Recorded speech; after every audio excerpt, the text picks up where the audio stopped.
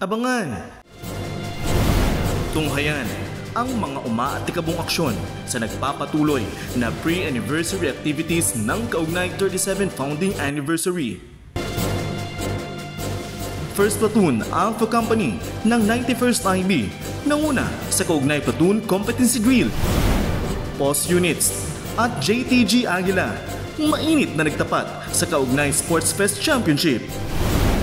Pamilyang Kaugnay at stakeholders nagsama-sama sa Kaugnay Charity Golf Tournament. Kaugnay Division, kaisa ng NCIP sa IPMR Week Celebration sa Cabanatuan, Nueva Ecija. Joint Infantry Orientation Training, Arnis at Steel Training sa DTS, umarangkada na. RRT Class 05-2025, IRA at GIS, formal na rin nagbukas. Samot-saring serbisyo, tampok sa 37 Founding Anniversary ng 71st Infantry Battalion sa Pangasinan at 70th Infantry Battalion sa Bulacan. Kabataan sa Tarlac, tumanggap ng regalo mula sa Julexi Bake Shop.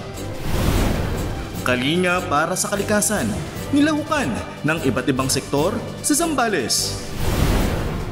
Katapatan at serbisyo ng KAA sa programang pangkapayapaan sa Davao del Norte, kinilala ng 56 IB.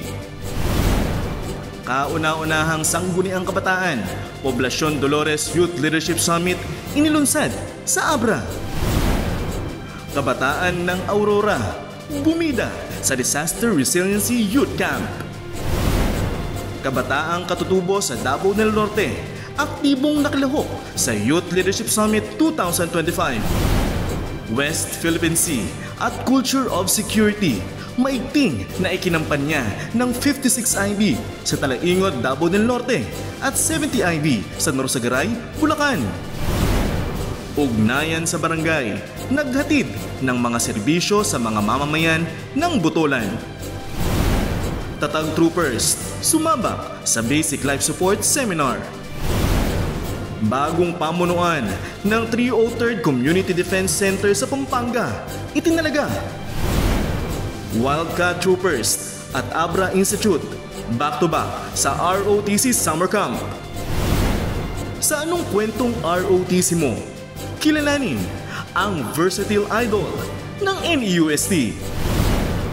Ipapakita naman ng Firmam in Uniform ang kanyang kakaiba at kinagigiliwang kaugnay way of life.